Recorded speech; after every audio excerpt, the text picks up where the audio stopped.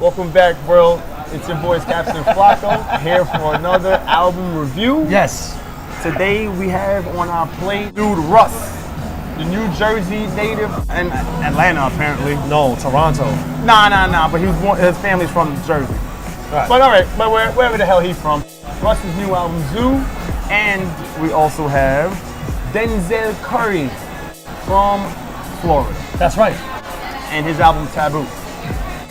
You know how we get down? We base all our reviews off of lyrics, lyrical content, album structure, and then motherfucking beats, y'all. Of course. You already know. You know how that go. Yeah, man. So I think I'm going to start with Mr. Denzel's album. Okay, we're going with country first. We're going to go with him. Let's get it. So here's the deal. I thought very good production. I think he's a very talented lyricist. I think he's very talented, but what I'm gonna say is this. As far as this particular album, Taboo. Right. I thought it had very good songs, but I really didn't feel like it was an album.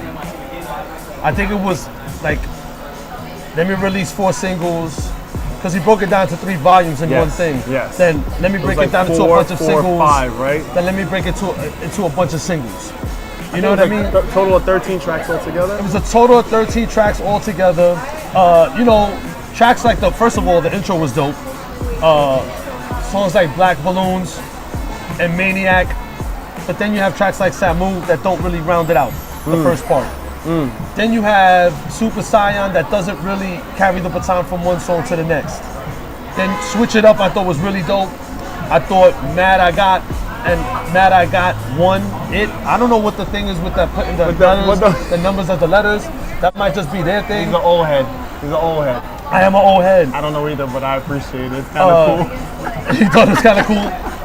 Sirens was a decent song. And then like the last part of it, it just kind of didn't tie in the other two volumes. It was kind of all over the place. Like that Vengeance track is really, really dope. I thought the instrumental was good. I thought what he was saying was pretty dope, but I think I'm gonna give it like a 3. I think he has good wordplay. I think he's onto something there, but I just, as a listen, lyrics, lyrical content, I think he's all right. I think album structures where he fell off and beats were good, but I felt they didn't really match with his sound. So I think he's really still developing. I really think that he's a very talented guy. I'm gonna give it a 3. I wasn't over the moon. It wasn't an over the moon listen.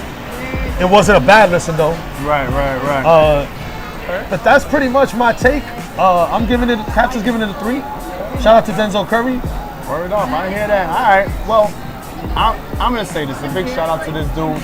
And also, when he was in the XXL freshman class, he was the only freestyler that out of that bum ass squad. Like, I mean, this is like, 21 Savage, this was fucking Uzi Vert. Now who's the old head? Well, right, but I'm being honest, like Curry was the one that stood out the most. I'm not saying it was great, but he was the one that stood out the most. So, it always like had my eye out. Now, with the Taboo album, the one thing I truly loved about it, and I'm using the word love, was how diverse his flow is and his taste and style, because he's very current with the Super Saiyan. That's that Super Saiyan, that's what they do right now, and I get it, and the energy that brings to it, I appreciate it. It ain't necessarily for me 24/7, but I get it, and that's the wave that is now. Absolutely. And he killed it. But he does better than bars in between that. Exactly. So better than the rest that are doing it, in my opinion. Not all of them, but he's up there with that. But then, like you said, like you brought up with Balloons and Taboo, the intro, and I mean, like I feel like those are like very classic East Coast hip hop flows and beats selection that he used, and my man bodied those sounds and criteria that we hold so highly. Absolutely. You know what I mean? Absolutely.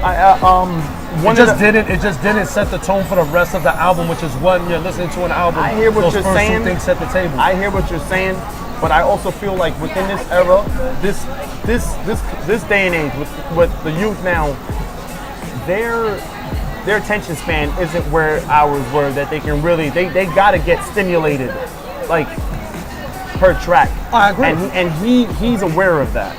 But when it comes to now, like spitting some shit, like you talked about, which is my favorite track, Sirens with JID.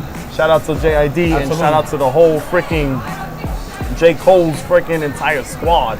You know, like that. They're showing improving. Yeah, man. Like that track in itself is just like wow. You know, Vengeance, which I think like that's when like. Was he like paying homage? I think like he was one of them like hip hop grunge type rappers, and this like that's his claim to fame. So those older things, like I think he brought that back, that element, which was super dope. I truly, this was one of the pleasant surprises for me. I didn't know how to feel. Like it was just more like shock value. Like on Instagram, like he had the blood on his face prior to the album cover release. I'm like, what the hell is going on? Like, yeah, the cover, and then the actual cover was really fire, so then it was like, oh shit, oh, that's Denzel, all right, let me hear what he got to say. I agree with you with the way he laid it out, volume 1, 2, and 3, when it went like 4 tracks, 5 tracks, 4 tracks. I don't know what that's about, because it's almost like you said, it was supposed to be an EP, or a couple EPs, and then it's like, you know what, F it, let's do an album. So the order ain't there. So I'm also gonna give it a, I want to give it more than a 3, but I'm going to give it a 3. I'm going to give it a 3 because we got to stay consistent with certain 3 isn't things. bad. Right. 3 is not bad. But I truly appreciated how, like how diverse and how vast his lyrical. Well, let's just put it this way. Let's just put it this way. It's pretty dope. If this is the template for what his career is going to be, he can only improve. That is true. You know what I'm saying? Like he can only improve because the things that were kind of not hitting home, where it was still right there. Yeah, listen, the kid got bars, he had good flow, he had good ideas. I just think on some of the instrumentals he wasn't hitting on. Right. Like the Kurt Cobain use using that as a metaphor for suicidal thoughts. Like I've heard that 1,000 times. Yeah, like, but that's true. That's true. We've heard it before. You know, and listen, the other thing too, like again, like I just thought that his sound was very all over the place. And I do think it's because he's that talented. One, but putting a body of work together, sometimes that is a skillful thing to do. True. And he hasn't mastered that part of his creative process, and there's nothing wrong with that. I actually like it. Got to get a team together that can get you to put an album together now. Yeah. A legit album. Yeah. Because you're right about that, though, about the Now, had he released these all as singles, these are things that you could honestly hear on radio, you can hear in a strip club. Pretty much. You know, like he's there, like he's not, the talent's there. Denzel Curry, we truly appreciate your offerings in 2018 into the hip-hop game, man. Absolutely. Shout out to you, and wish you the best in the future. Bless. That leads us to Spielberg P, son. Spielberg P in the building. You already know. Shout out to my little brother. Yo, this game don't stop, baby. Helping us out today. With that being said, that gets us into Mr. Russ. Not Mr. Russ, his name is just Russ. You know what I'm saying? Don't mind the fire engines. This is the new set. That's how we do it. It's New York City. What the fuck? Real New York. That's not real New York shit. That's all authentic shit. Where are we today, by the way? We didn't even say where the hell we somewhere in New York. Somewhere. We home, man. It's gonna be on the screen somewhere. Everywhere in NYC is our home, so we just gonna be places, B. So we be outside. We be outside. So out here. So we getting into the zoo. Come get interviewed. This zoo project. Yes, the zoo. The zoo. Okay, so before I get into my whole bit, I am a fan of Russ. Real talk. Real talk. He's a talented kid. Very talented. He is a what do they call them? He's one of them Drake clones, I feel. I mean, as far as like singer rapper, like those hybrids. He's a hybrid. He's a hybrid. He does both things very well. Yes. Let's just put it that way. In my opinion. Sings and he raps. This album is 14 tracks. So we got a good, solid body of work here. And because he's good. I know that face. And because he's good. I know that face. I feel like this album is very inconsistent. I know that face. Very leaps and boundy. Peaks and valleys. I think that the songs that were good are really, really dope though. You understand? Like the flute song, awesome way to introduce the album. Intro was dope. The song Outlaw, Kill Them All, where he basically breaking down like the dichotomy of how Instagrammers are becoming the new celebrities without having the talent to match it. I thought that was very dope. The followers without actually having them selling out not their, earning their them, own you know, arenas. just paying for them. Right. So just basically mapping out that payola is not dead, it's alive and well. He whistleblowing. You know, but like songs like Voicemail, Parkstone Drive, they kind of don't. Voicemail was a call to God, right? Yeah. Like he's praying. Yeah. All right. I think it's a dope song. I got you. But the delivery. I got you. It's not checking off with the rest of it. I thought the joint lasts forever. I thought the features were good. I thought the Rick Ross sample with Snoop, I thought it was a very good record.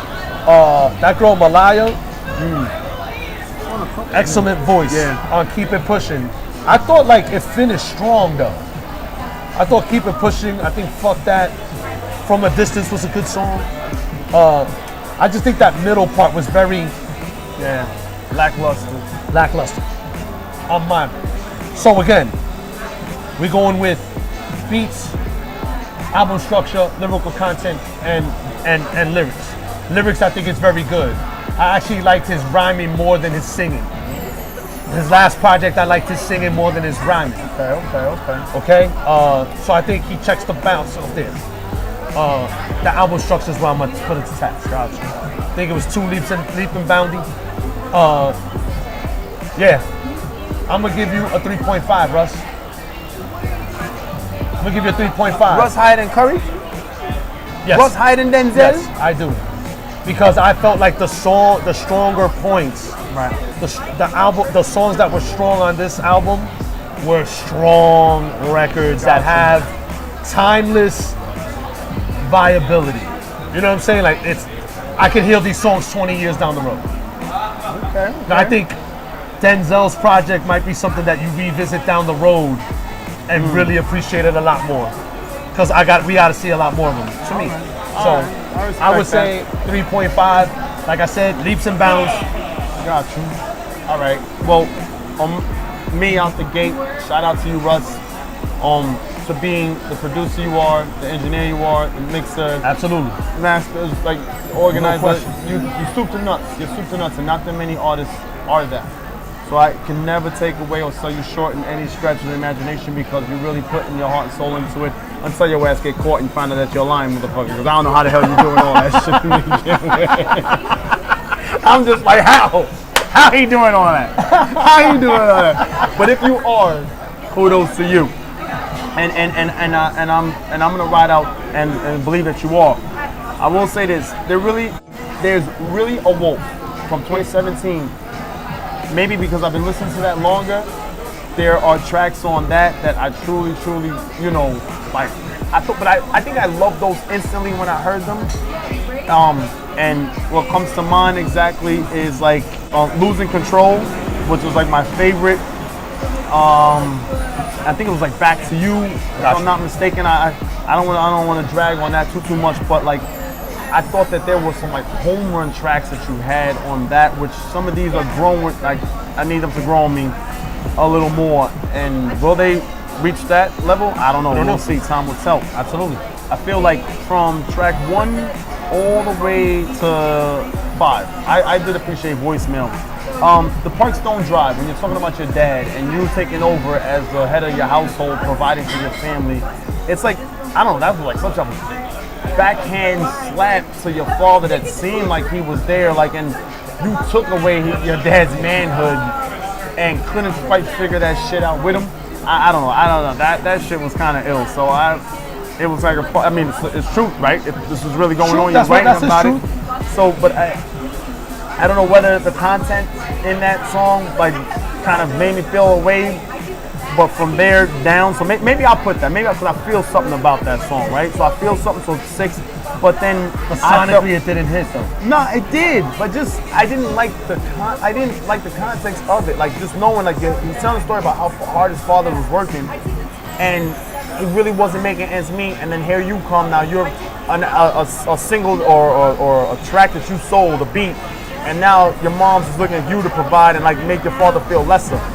And I guess maybe it's a prideful thing as me being a father and think like, damn, well, if I couldn't provide. You know what I mean? Like, absolutely. And I don't like. It was just wow. Like, I mean, maybe the way he wrote it, but you know, the rest of it, like with Caps, Peaks and Valleys, and you know, it did finish off well with Fuck That or whatever. But you're a real like angry person, dude. Like, I don't know. You're way too talented to be this bitter about the industry. And the same thing, like I said about Kamikaze, and when I met Nassan out in Detroit, when I'm going to be consistent about this, and I need to say this to myself too, more than anything. But look what other people got to say about you, my guy. Like, you should not feel so annoyed or mad about fans or other artists that hate on you. Yo, just keep doing what the fuck you're doing. You're way too talented to be stressing these motherfuckers, man. Just keep doing what you're doing. You've been making beats since 14. You're 25 years old. You're a millionaire now on the Forbes list on hip hop. Yo, God bless you, man, and just be fucking happy, my guy. Stay angry, bro. You're making good music out of it. That's my opinion. Nah, you can make that shit without all that negative energy. Trust me, you can. Trust me, you can. I'll tell you right now, less is more. Remember that. Remember Flacco said that less is more. And I'm gonna give it what? I'm gonna give it.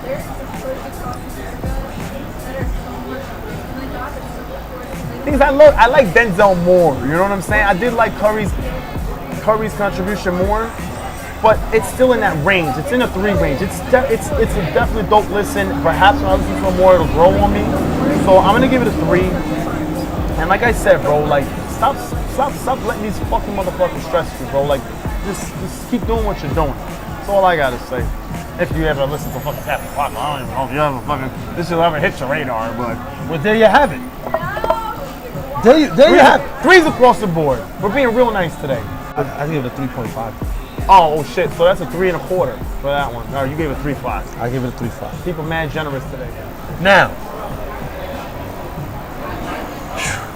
this one touches home, bro. This one touches home, man. The reminisce aspect, man. As it should. 22 years ago yesterday. September 13th. One of the most influential hip hop artists to ever pick up a mic or pen his own stuff. Mr. Tupac Shakur, my favorite MC of all time. I mean, I've been on this program and said that I feel Nas is the greatest MC ever. I really feel, to me, he's my favorite artist ever. Tupac Shakur, in a 5-year span, not only dropped Tupacalypse Now, Strictly for My Niggas, Me Against the World, which is a classic, Machiavelli. Are you still down? Wait.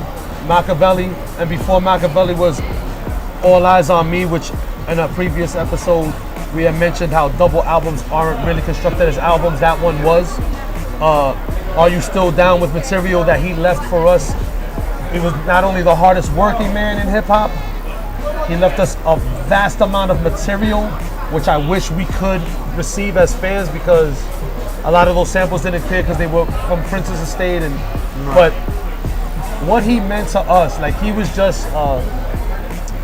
He carried the baton from guys like Chuck D, who carried the baton from KRS-One, like that family tree, you know, the Cubes and those guys that are really were reporting what was going on with us and still make commercial valuable songs so that it still brought attention to the things that were affecting us. And, you know, the state of the world that it is now, I really wish that a 33-year-old, 35-year-old Pac was out here, like organizing, and you know, like he had that background from the Panthers, and like it's just like sadly missed, man. Like his catalog to me is as good as anybody's. His message, yeah, he kind of fell into the vices, but we're all human beings, bro. You know what I mean? But at the end of the day, I don't feel anybody can take away what he's done, who he's influenced, and what his impact was on not just the culture of hip hop, just the culture of humanity, especially to us people of color. So Mr. Shakur, we love you, man. Rest in power.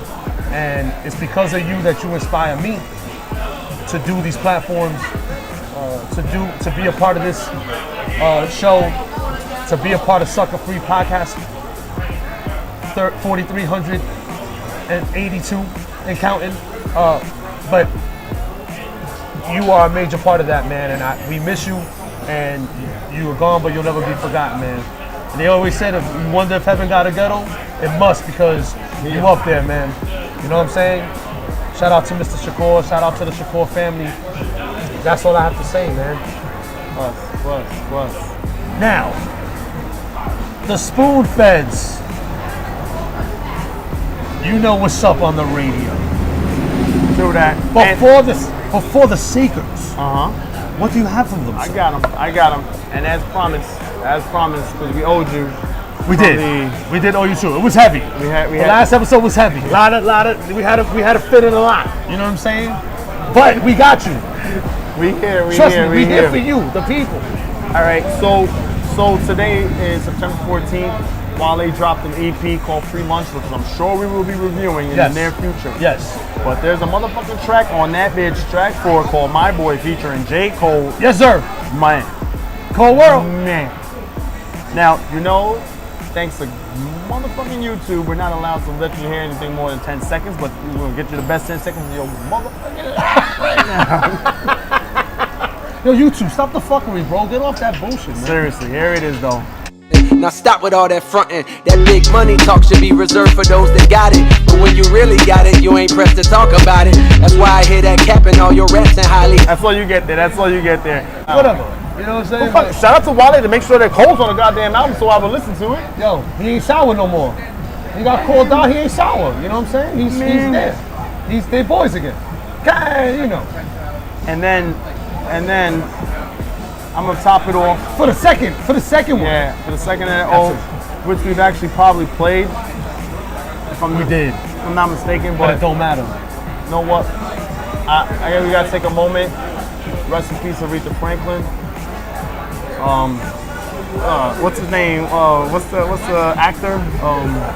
Dukes the Hazzard looking ass motherfucker. Unbelievable. With the mustache. Just edit that out. Burt Reynolds. Rest in peace. You talking about the stash, bro? The stash. Burt, in all honesty, rest in peace to Mac Miller. It's unfortunate that overdose. You know, I just wish, you know, your family can just overcome this as soon as possible. I mean, you'll never be forgotten. Obviously, your mother will never really overcome something like this, losing her son due to drugs and overdose. But I don't know, man. Hopefully, people can just really appreciate those when they're here to smell the roses that you're laying before them. You know what I'm saying? I'm gonna read this real quick. This is a tweet from Ugly God. Remember when Mac Miller dropped this album the same night as Astro World, and y'all were saying, y'all hear some? Who still listens to him? And tell him keep it. We had a whole convo about it, and he literally told me if he died, people would act like they never said it. Fuck y'all, R.I.P. And this was from Ugly God that posted this. And it's so sad but true. But you know what? Hip hop. No shade to Travis Scott. Right? Yeah, definitely not. Hip hop is an ugly sport. You know what I'm saying? As far as the contestants in it. And those that rep those set contestants, man, like we're always put against each other, but that's how society wants it. Y'all motherfuckers, I don't know when y'all will wake up and just truly love and appreciate each other for what we have. But I mean, I just want to take this moment and just show our love for you, Mac, one more time. And with that being said, don't wait for motherfuckers to be out of their life for you to go out there and show how much you love them. If you love somebody, make sure you go out there and you tell them before it's fucking over. We lost a talent, bro. We lost a young man, first of all. We lost a mother lost her kid. On top of that, we lost a talent. And you look on anybody's timeline that's in this industry, everybody either worked with that young man or knew that young man in some capacity, and not a foul thing was ever said about him. No? So, again, I appreciate the fact that you guys was actually supporting this project, which we gave a high rating on this particular outlet. But make sure you go out there and tell people that you care about how you feel about them before it's too late, bro. If you have an issue and you have a problem and you're feeling sad and you don't have anybody to talk to, yo, inbox us on our IG, man. I will take time out of my day to listen to you. Trust me, because that's something that we gotta get better at, man. Gotta get better at it, man. Seriously. For sure. Seriously. Here's ladders, another time. It's strong, whether it's hot or cold. We're coming knocking on your door. Well, I'ma maintain, I'm staying so high. Built the ladder all the way up till we touching the sky. And you know you're dead wrong, you in love with a lie. All I wanna do is free your mind. There you have it. There you have it, bro. Make sure you go out there, take a listen to Mr. Denzel Curry's new joint. Check out the new Russ joint. Zoo. Shout out to Tupac Shakur. Rest in power, my brother. Rest in power, Mac Miller. Rest in power, Mac Miller. You were gone, but you will never be forgotten, bro. Seriously. Trust me.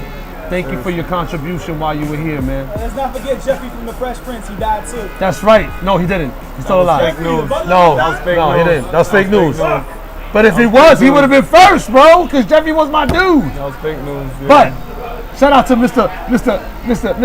Spielberg, Mr. Prentice man. Spielberg, William. P-Bird, P-Bird in the building. Love you, bro. Remember, Thank you so much for this. like, share, subscribe, comment if you feel free. Again, I'm not bullshitting. You feeling sad, got some things on your mind you want to get off your chest.